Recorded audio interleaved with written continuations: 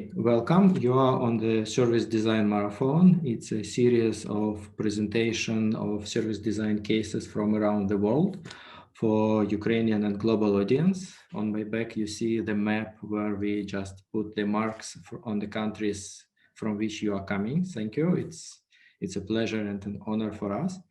The team of organizers is rather small. It's Marina, from whom you receive plenty of messages, Katya Zayko and Mia Lekos. We are co-founders of Service Design Network Ukrainian chapter.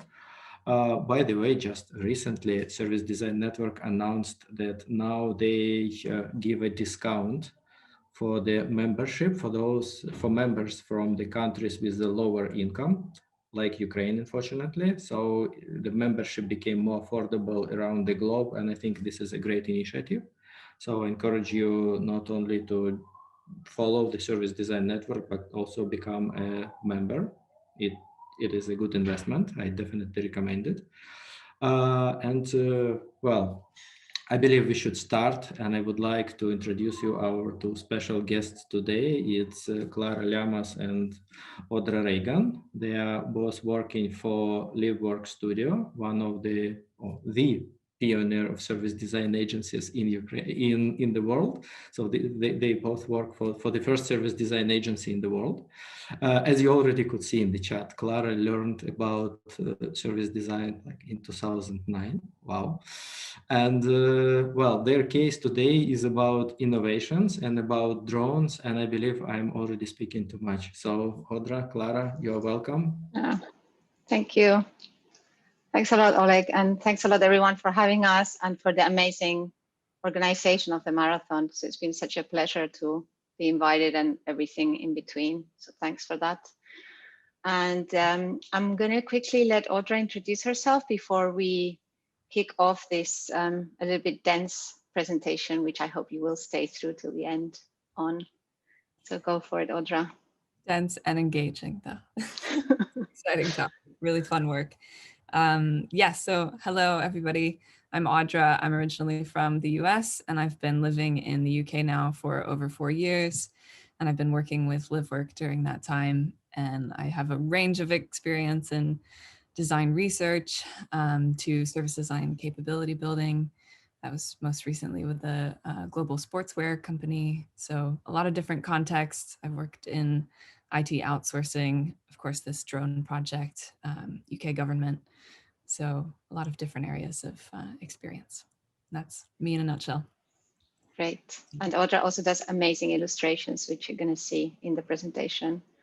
And I'm Clara. I heard about service design in 2009, but I only started practicing recently. And I have been working with Nesta for the last couple of years. So doing a lot of design capability building with social innovators, and also with a global bank doing, again, capability building for their design practice in 2 lines of business. So I tend to do quite kind of long-term projects, which are more about strategic design and building design capability in non-designerly organizations. So that's a little bit about me as a service designer. And I'm originally from Madrid, Spain. And I live in Battersea in London with my family. So we'll get to the presentation, the good drone. So what is this all about? What are we going to talk about today? We're going to talk about using system mapping to envision the future of urban drone services. And we thought this was very interesting because we didn't know, but urban drone services are the hardest flying environments for drones. As you can imagine, a lot of things in cities. Tall buildings, small buildings, air conditioning, etc. So that's one thing we're going to be talking about. Then we're going to talk about how we engage city stakeholders to co-create futures and also to build relationships amongst themselves. So this project was, as you'll see in a second, a multi-stakeholder project, and we had to bring together all these people who don't normally interact with each other. So that was a really interesting process as well, to get insight, but also to bring this kind of building these new connections. And finally, we're going to talk about using service design to improve the design of a challenge prize. So that was kind of the context for which we were really hired, as well as to bring the stakeholders together. But but to improve the design of a challenge prize. So when we joined this project, it was not, let's say, the beginning. So the beginning of the project had happened a while earlier, when our client, which is Nesta, which is the UK's largest innovation fund, they were working on a program called Flying High, where they had already been 9 months speaking to large cities in the UK, trying to understand if we are going to use drones for socially beneficial things, not just to deliver shoes or pizza, what would be the most meaningful cases? And they had already done a lot of primary research to understand what do cities, what would they like to focus on, what makes sense for them.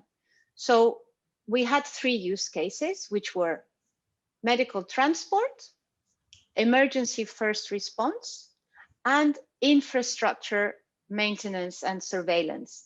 So these were kind of, you know, givens of the design landscape that we had to work with from the get-go, just to give you a little bit of context and also a little bit of understanding that we are just a little piece of a much bigger puzzle that was alive before we came and is alive after we are gone.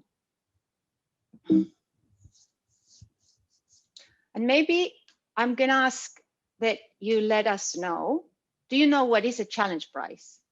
Maybe like just any reaction, thumb up. Thumbs up. Yeah, put plus in the Hand chat. up. You know what the Or a plus in the chat, yeah. What is a challenge prize? No pluses. No, I believe you should explain it in few Cool. words.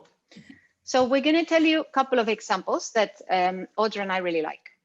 So challenge prizes usually are a way to foster innovation, which can be done by a government or by an organization, a company, to give money to a challenge that is unsolved, but it's kind of quite specific.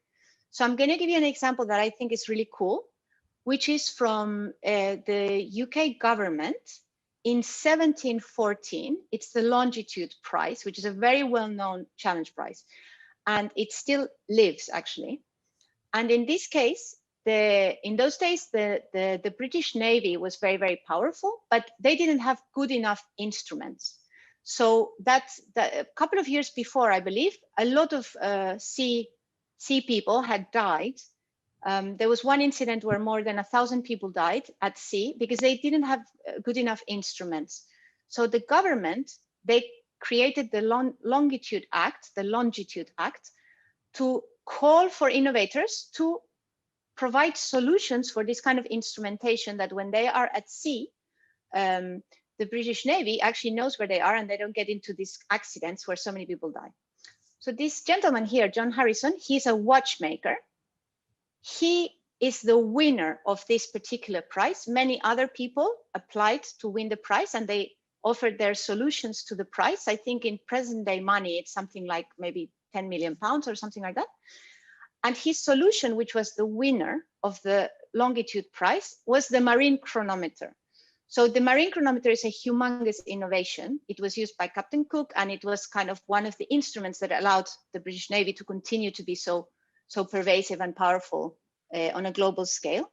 But this is an example of how old and kind of powerful challenge prizes can be as a way to foster innovation. And I think Audra has also a pretty cool example that she's going to share. Yes, thanks, Clara. So if we move forward about 200 years, we then have the Orteig Prize. And this was created by a hotel owner in New York City. And I'm just going to read you. I think it's quite interesting to step back in time and look at his invitation. So I'm going to read that to you. So he wrote, "Gentlemen, as a stimulus to the courageous aviators, I desire to offer, through the auspices and regulations of the Aero Club of America, a prize of $25,000, that's now worth about $370,000, to the first aviator of any allied country crossing the Atlantic in one flight, from Paris to New York or New York to Paris, all other details in your care. Yours very sincerely, Raymond Orteig." So several famous aviators went after this challenge and tried to win the prize unsuccessfully until a relatively unknown 25-year-old by the name of Charles Lindbergh, who's pictured here, made it across from New York to Paris in 33 and a half hours in his aircraft, the Spirit of St. Louis. So this was quite a cool achievement. And I think one of the things that's great about challenge prizes to keep in mind is that they really access the best innovators, with support and with this large sum of money to fund the innovation. And they also spur technological development. So a lot of development in aviation came off the back of this achievement. And finally, public awareness. So they really work to get the public involved on challenges and solve them in socially beneficial ways. So that lays a bit of the groundwork for the work that Clara and I did with Nesta. So just to give you a little glimpse of what our team looked like, we weren't working alone on this project. We had a consortium of representatives from 6 different organizations. So we had Nesta, of course, who were our client, Arup, who brought technical expertise. So they were looking more at the requirements around a test bed. So if you have these innovators who develop drone services, how can we test these in a physical, real world environment? They were looking after that. We had 7 Consultancy, who are a PR and communications company, and they were identifying opportunities for us to engage the public through articles, a roundtable, those sorts of things. Down in the left corner, we had a guy called Ricky, who is a commercial airline pilot and also a drone pilot. And he brought in some subject matter expertise and worked pretty closely with Arup. We also had a foresight manager from Transport for London, and he looked after all of our city engagement, so made sure that we could access all of the right stakeholders in the complex system of the city. And then finally, ourselves from Livework, and we were looking at how we could define the challenge prize criteria to ensure that it would be impactful and accessing all of the knowledge from the stakeholders that we brought in. So really nice, large team, cool project to be part of. I'll give you a little glimpse of our approach. So this project was 6 months long, quite a large piece of work. And we took sort of a macro to micro approach. So we wanted to first understand, we called it the city baseline. So what are the large scale city requirements for drone services to function? Oh, there we go. We then jumped into our second cycle, which was focusing more on use cases. So yeah, drones could deliver something faster, but could they actually do that for my organization, for the NHS, for example? What would that look like? Where could they add value? In our third cycle, we then focused on business cases. So how do you sell the value of drones? And what about the practicalities? If you have a fleet of drones that are run by an operator, does the NHS have access to those? Do fire brigades have access? What are some of the more technical requirements that need to be in place? And lastly, we integrated all of these learnings into defining the challenge prize criteria. And just so you know, each of these stages, we had a workshop, and that was kind of the key activity for each. So we'll start off in the first cycle. This is a little snapshot of what we had on the wall before we got started in the workshop. And I just wanted to point out one of the key tools that we used here was a drone service lifecycle, which is what is mapped on the wall. And we had this nested approach. So we looked at the key steps that a city would need to take to enable drone services to run in the city. And then also the drone services themselves. What kind of journey are operators going on, or a potential service provider like the NHS or like a fire brigade? So we brought together experts from a broad range of areas. We had the Civil Aviation Authority, we had regulators, innovators, a lot of different expertise represented in this room. And we worked through this life cycle and mapped requirements to each of different categories like the public. What does it take for the public to be considered in each of these steps? What about the service user who's going to be using a drone for a service? What about network considerations? Yeah, so as Clara mentioned, you have large buildings and air conditioning units and all sorts of infrastructure. How do you, what kind of considerations do you need to make in infrastructure and a network? And how are drones managing data? All of these things we were pulling into this workshop. And Clara's going to tell you about the output of that workshop. Yeah, so as Audra was saying, we kind of bring together all these different voices in that first workshop, and we go to this approach where let's get the biggest picture we can form of the whole system in. So we end up with this ginormous framework where, I mean, this thing goes on and on below and to the right. But what we did here was just try to capture all these different kind of ecosystem players to understand what they need and to capture the let's say the life cycle of the drone service, also in the before the drone service, also in the after drone service. So it could even be things like, you know, decommissioning old equipment. And before, it could be something like what kind of regulation needs to be in place so that something like the airspace of, for example, the area where I live, which is Wandsworth, is regulated, because there is even no regulation for this kind of above the city airspace. So who needs to interact with whom for that to happen? Does the Civil Aviation Authority suddenly have to have a relationship with Wandsworth Council, etc.? So there's so many things that just didn't exist and they were kind of unplanned for. So by bringing all these people together, we managed to create this very, very big kind of sheet of information and insight around what needs to be true for all these things to take place, and just create that kind of blueprint to document everything and use that as a repository of knowledge. So this is just a zoom in of small parts of that. After this, what we did with this kind of almost indigestible amount of information is go and do our synthesis work and sense making work, and came up with sort of 8 guiding themes for challenge price design. So all these moments of insights that we are capturing were also being used by other members of the teams. So if you can imagine this PR agency, they were also using this to engage with consultancies or to engage with the media to talk about these topics. So it was kind of like a living project that at the same time was being disseminated to different stakeholder groups. But I'm just going to talk you through a couple of examples of these sort of 8 key themes that emerged from this first workshop. So city readiness is one of them, and business case is another. But as you can imagine, data management was a huge issue for all those people in the room, the experts, the citizens, etc. Who is going to use my data? How is my data going to be used? What if there is a drone flying outside my bathroom window? Does it have a camera? Where is this data being stored, etc. So many, many different considerations, quite a complex environment.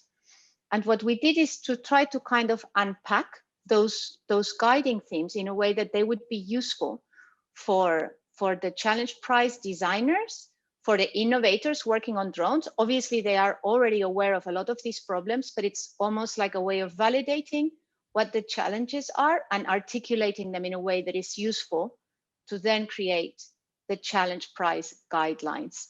So these are just a couple of examples of like short summaries of what we were discussing when we are talking about city readiness. They were longer documents which unpacked these topics. And again, the business case. So if I am a hospital and I need to make a business case for using drones instead of road transportation for critical blood samples, you know, what do I need to do to procure such a service? And what do I need to do to justify such a service? So these are kind of things that just help bring to life a little bit more the challenges. Now we'll jump into the second cycle. where we took all of these requirements that we identified and the themes that we found and wanted to dig a little bit deeper into service providers in each of the 3 categories. So you can jump to the next one. Thanks. So as I said, the 3 categories, we invited experts from each of these. So we had a chief scientific officer to look after medical transport. We had one from NHS blood samples. We had the fire brigade and police in emergency first response. We had infrastructure representatives, and we each broke into groups to look at more of the some of the aspects of current processes and tasks that each of these organizations perform, and where might there be pain points and opportunities for drones. So you can jump to the next slide. Thank you. So we looked at current challenges that each of these categories faced. Where might there be opportunities within existing operations, existing delivery methods, or getting to the scene of an accident and assessing a threat level, those kinds of things. And then we looked at where would there be opportunities for drones to either overcome some of those existing pain points or introduce a new capability entirely to perform a new service. And then together with this, we were considering what's the case for the value that a drone would bring. We had a number of assets that we brought along to the workshop to inspire conversation. And in the morning session, as you can see here, this was all about mapping the current processes. We had some example tasks for people to consider. And then in the afternoon session, we moved on into drone opportunities and a prioritization activity. And we'll just quickly jump into these what ifs so you get a sense of what kind of inspiring questions we were asking. So first of all, what if drones were permitted to fly? This is a fancy term for beyond visual line of sight. So there's quite a lot of governance right now around drones only being allowed to fly in visual line of sight. Can I see it flying? So what if they were permitted to fly beyond where I can see? What if drones could identify safety risks in the context of infrastructure? What if a drone could deliver something directly from the inside of a building to the inside of another building? What could that enable? So we went for breadth here, and we ended up mapping 38 current processes in a very low fidelity way, just to get people thinking how they worked currently across each of the categories. So for example, we had transporting medicines from a pharmacy to another pharmacy or to a patient there. Thanks, Clara. Then we had a little break at lunch and brought in these people here who are working in quite exciting entrepreneurial drone service spaces. So we had a guy from representing DroneStream, which is a live streaming capability or software for drones. And he talked about how that's being used in construction quite a bit. Then we had some representatives from Sky Futures, which is a leading drone-led construction service. And we even had a demonstration of a drone in the room, as you can see in the center. So it's quite exciting and really great fuel for everybody in the room to think of, oh, hey, actually, now I can see maybe how a drone could be used in my organization or for some of the tasks that we perform. So as Audra was mentioning, in the afternoon then, we went more into, having these people in the room who are talking about opportunities and the future of things. We went more into identifying drone opportunities. So instead of kind of going through current use cases, it was more, as we were saying before, looking at what we can do. And then again, we went again for breadth, and we were in groups of kind of expertise clusters. So we came up with different opportunity concepts in a very, very low fidelity, but with kind of a lot of thinking. We had all these different type of people together who had been thinking a lot about the different use cases. So the outputs were actually really rich and often quite sort of feasible. And then another thing we did, this is an example of a high-rise firefighting. So some of these cases are things that are now being done by different type of equipment. And some of them were like just kind of, you know, moonshot stuff that is actually, it's not being done in any way, but if drones were able to do it, then it could be done. So, you know, there were things like inspecting tree diseases in a park. But then there were other things like high-rise firefighting, and drones provide kind of first intelligence, etc. So that we are not, you know, deploying resources to a thing where there is like explosive material just because we have the drone actually seeing what is there, and so on. So this was a really cool actually session, and it was really helpful to have those entrepreneurial kind of drones people in the lunch break, putting everybody out of business as usual and into something more futuristic, let's say. And then at the end of the day, what we did is kind of a ballpark effort versus impact matrix. So the people who had proposed the ideas were themselves saying how, based on their best knowledge, how feasible it was to do, how complicated, and how impactful it would be to move this thing forward. So our role there was to facilitate these conversations, and of course, to collect all this insight and document it in a way that would be useful for Nesta and for the challenge prize design. So now that we had some ideas about potential drone opportunities and where they could provide value, the next step was to look at how would we create a business case for each of these opportunities that could lead to the services coming to life. So in the third workshop, we were looking at practicalities. So this was quite a cool approach here. We started to find out that our thinking in the team was shifting more to capability-led services. So rather than saying there's the emergency first response category and a drone could perform this, this, and this in that category, we started to say, all right, what if we positioned the drone as the drone is our first set of eyes? Then how could that provide, that capability provide value to a number of different organizations or service users? So we introduced 6 of these capability-led drone services that we were considering, and we brought 4 of those into the workshop to dig into deeper. And in this workshop, we divided groups to look at each of these 4, and those groups were a combination of drone operators and the service users. So we paired Matternet, for example, which is a drone company, with the NHS, and had them have real conversations about what it would take for the services to come to life. So here's a little snapshot of each of us in our groups. And again, we took a mapping approach with the drone service lifecycle and looked at capturing some of the challenges, the barriers, opportunities. This is just an example of the use case that it was explored for fixed delivery. So we asked each group to pick a specific use case that they would look at. So it wasn't just a number of different ideas, but we had some specificity here. So the fixed delivery group looked at a medical service focused on blood sample delivery. So this could be spot samples, for example, and this was around pre-analytical diagnostic purposes.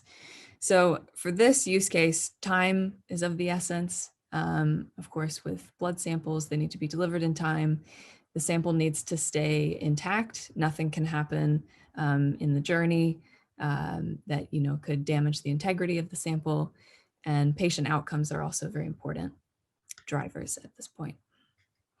So this is a high-level overview of some of the key insights, so we don't bore you with the massive structure and all of the detail within it. So we learned for fixed delivery that retrofitting urban infrastructure is actually quite complex. A lot of old buildings, and if, for example, you wanted to embed a chute that could connect to the roof and a drone could come and collect a sample and deliver elsewhere, that'd be quite a complex investment and challenge to create. And there's also scarce urban property available in urban environments for healthcare. So that's a real challenge. On the flip side, public acceptance for medical delivery especially of critical diagnostic value, would be potentially higher than for other use cases. So there could be some public appeal here, which would work in favor of this use case. And then I need to move my little thing here. And also business model and integration in existing user organizations is a big challenge. So again, procurement, how are you going to make this case? And it could be quite a significant change in business as usual to embed these services. And you want to jump into the prize focus? Sure. So I'm just going to quickly go into the final cycle, and then we'll stop talking and hopefully have a good conversation. So in the end, all these workshops and these sessions and all the insights that we collected, they were basically to inform a challenge prize. So kind of sometimes you have to remind yourself, what are we designing for and what is this all for?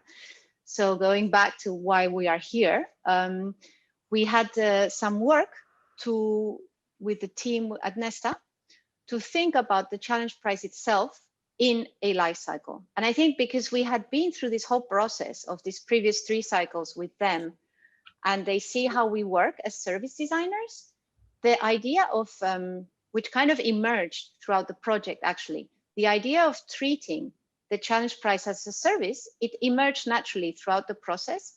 And I think the experience of the previous 3 phases helped everybody also on the client side to be like, yeah, let's think of the challenge prize as a service, let's think of it as a journey, and let's unpack it in that kind of flow.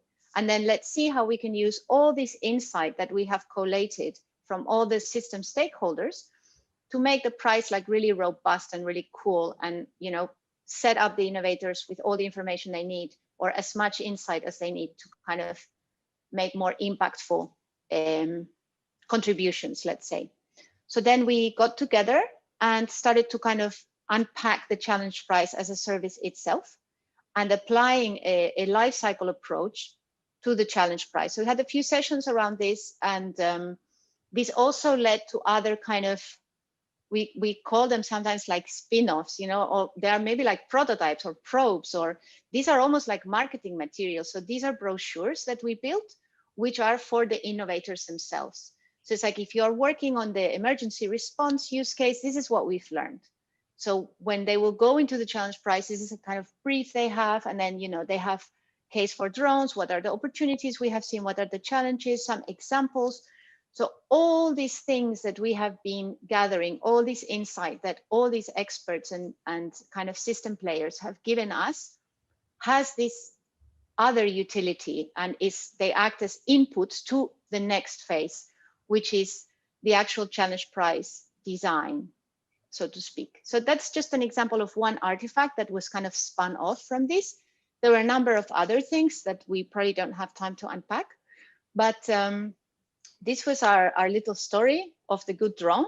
And please, let's talk about it, because we already did enough talking ourselves. Thanks for listening to us. Thank you. I encourage everybody to ask your questions in the chat. If you are on the Russian channel, again, you can write it in Russian. I'll help you in translating it to Audra and to Clara, because otherwise, if you're on Russian channel, we won't be able to hear your question. So please put it in the chat, and we collect them. And while we are looking for other questions, I have a couple of questions to you. First of all, you worked with the broad range of stakeholders, and I mean, many of them are from the public services, from the technology companies. Those people are usually used to work in their limits, and they are not very eager to brainstorm out of the box ideas. How did you encourage them? Because I mean, it was somehow kind of risky to them to come up with some bold options or bold solutions. It's a good question. Very good question. I'm going to venture an answer, Audra. You can then probably have a different one. But so one thing that we found is that the way you design the conversations that will take place is super important. So we had a kind of way of getting them in, which was just by the fact that they are participating in this context of a bigger innovation challenge, which is beneficial to all of them in some way or another. So contributing to that is important. Our client organization is important. So it's not just some no-name company or some service design studio that nobody has heard of. It's a very big innovation fund. It's a very big engineering organization that are participating. So we had this kind of already this aura around the thing. And then there was very important contribution from Transport for London to bring different stakeholders in from their network. So I think this definitely helped because we were, in that sense, able to collect stakeholders that maybe on our own we would not have been able to bring together. But I think what was really instrumental from a kind of service design point of view is approaching that every single minute of the time that they were together was designed in a way that it would make them interact for the best possible outputs. So we had many hours with a lot of considerations, for example, around things like who are competitors? Are competitors in the room? Do they want to be in the room? Should they be in the same group or not?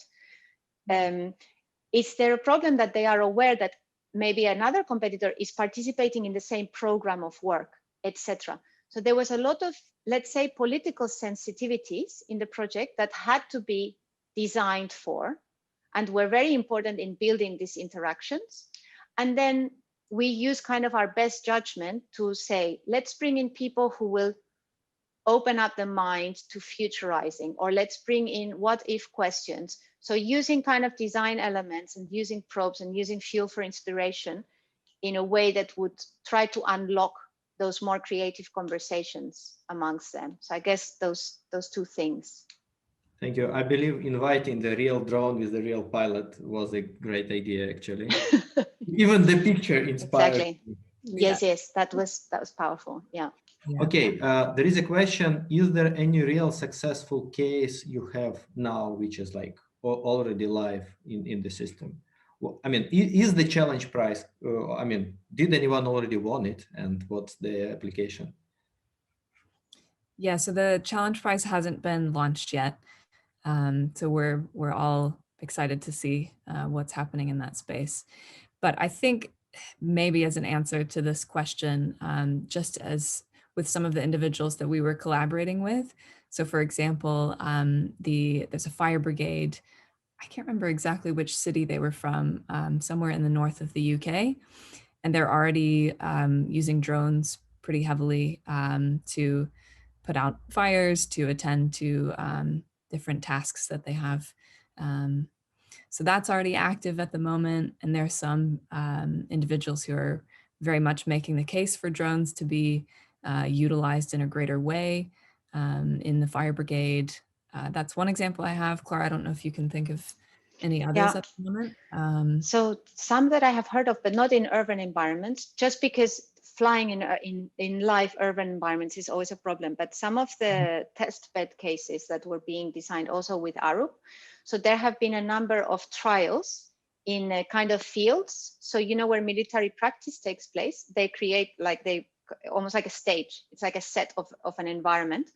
So there have been trials on that for first response. And we have also heard about some trials, for example, for inspection in tube. So underground railway infrastructure in London a couple of years ago, there was a very important news about the quality of air, pollution in the air and heavy metals going down into the tube lines. And it's very, very difficult to clean those tunnels.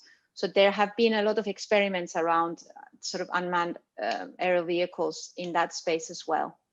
So we know some cases, and also in infrastructure surveillance, we have heard of cases outside of London, which are in construction sites. So when expensive materials are left in construction sites, surveillance by drones instead of humans as well. Yeah, thank you. I think that's the key point there, is that there's not a whole lot of activity in urban landscapes just because they present a lot of challenges. And are very I believe this line of sight regulation is actually one of the biggest. You have to see the drone you operate.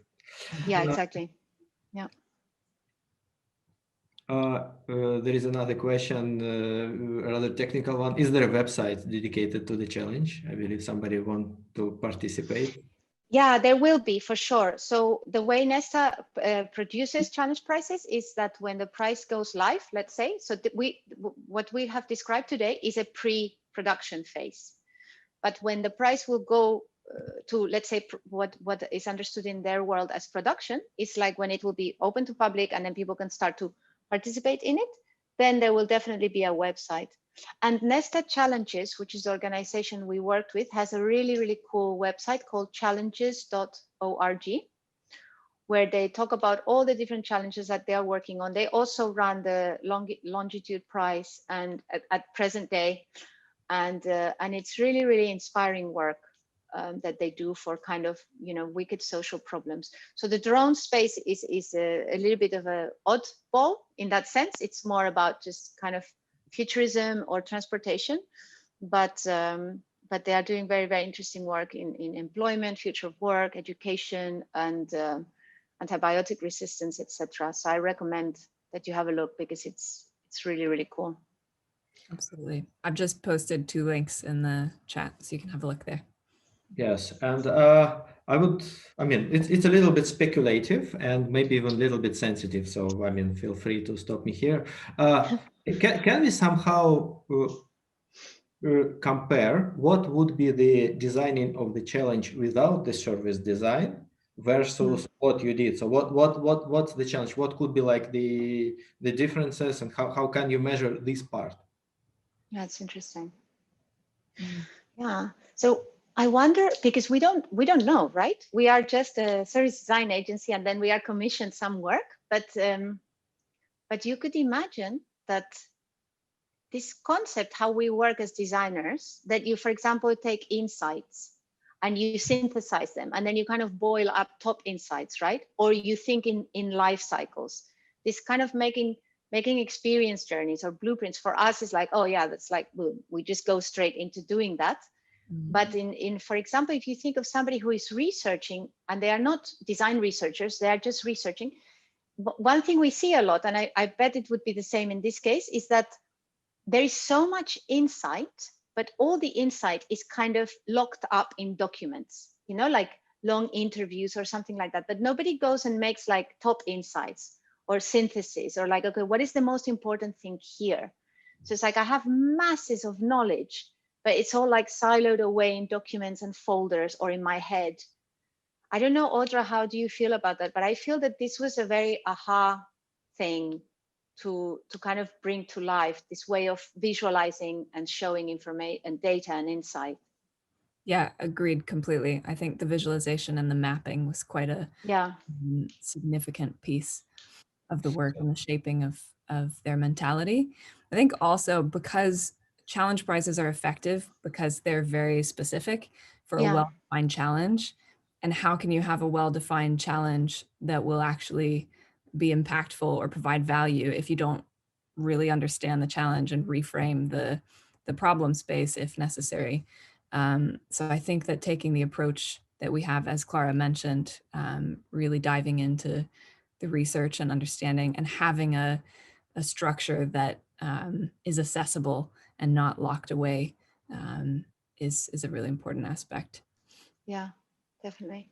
Yeah, and Oleg, maybe on your question, if we didn't answer it yet, but also this thinking of the challenge prize itself as a life cycle, as Audra was saying, I think that was quite instrumental, because in a way they are of course thinking about how are we going to market the challenge, you know, how are we going to make it known to the world, etc.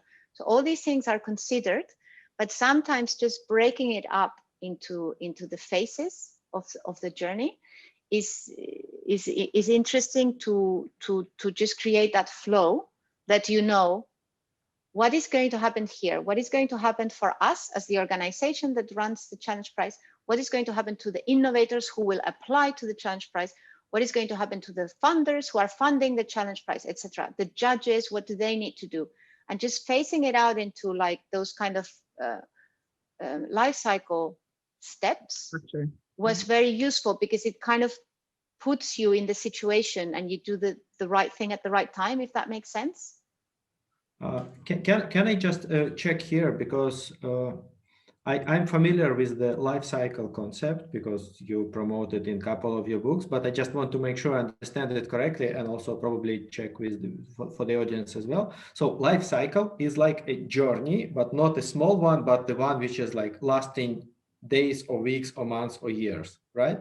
So when you speak about the price as the life cycle, you mean how how the innovator would discover about the price, how they would learn the conditions, how how Nesta would be judging those, etc., etc. So all those aspects, how they would elaborate in time. Am I right?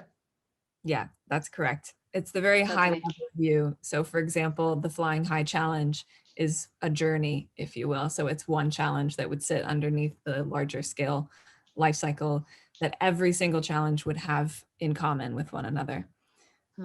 Yes, great point clarifying that. Absolutely. Yeah, or you can think about it also as in the book that you are mentioning, the life cycle as a before, during, and after the service. So often we find that we are thinking about in-service experience, but what about before? Like, how do they even know the service exists? What about the end of the service? How do they exit the service? You know, how do we decommission things, or how do we keep in touch, or how do we upsell something new? So I think the before, during, and after is kind of the archetypical way of thinking about it. Yeah. Super. There is, I hope you're not yet so tired. I have another great question, which is building on the previous one. Do you have, I mean, how did you convince Nesta that they need service design for designing the challenge? As far as I understand, they've been doing it like for centuries, not even years. I think right, Audra, they are so attuned to design approaches. So they kind of came asking for it in a way.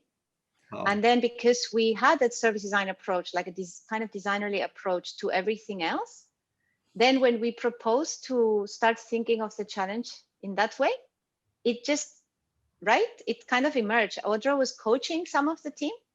So, okay, this is how we would do it, you know, as service designers. And then like, they start to kind of play around with the tools and the formulation. They start to put their research on it and synthesize the research to kind of bring out, you know, top insights or whatever. So it was almost like a dance, right? It was kind of, you don't push it on, you just see that it emerges, and then you take it from there. Yeah, to showcase. I think that also points back to how we structure the project.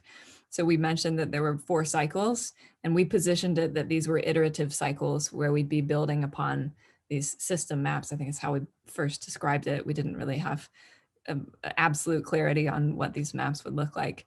So the fact that we positioned it in an open way and left some room for what our deliverables might look like, I think that worked in our favor to give us opportunities to explore and work with the team and think with them and have time to showcase some of the service design mindset. And that's also in addition to the guy, I'm trying to remember, I guess he's leading up the Challenge Prize Center, but he approached us at Livework because he and Ben, our founder, have a good relationship. And so that was a nice way to start the opportunity. I think a lot of it is your network, you know, and just getting to know people. So basically, they already had trust in you and in the approach, and it well. Absolutely, yeah. That explains many things because it was a very tricky project. There is one more thing about innovation which is important. Any innovation, any innovative service like drone as a service might also have some negative impact. Like Oleg here is mentioning that, well, drones may malfunction and fall. They are also pretty noisy. So how did you consider those things? Were they even considered? Excellent. Of course. And we actually it was really interesting because we learned a lot about that also from Arup. So I don't know if you're familiar with Arup. Arup is an engineering organization. They are very famous for building the Sydney Opera House. So in their history, they are focused to operas, theaters, you know, places where music happens. And they are really experts in noise and how noise travels, etc. So they have been doing a lot of work for Heathrow, for the new terminal that Heathrow is building around noise pollution. So what kind of artifact can fly near such and such neighborhood, etc. So they had a lot of simulations happening around that in their offices in Fitzrovia. And we worked with them a lot. We went into this silent room, do you remember? Where they kind of show you, I went with a guy from Transport for London to understand how noise impacts different things. And we talked to a lot of people who are working more in research around these topics. So this was a huge public concern. So there was noise, there was objects falling from the sky, for sure. And this is also why drones are not in cities, right? And also the issue of privacy.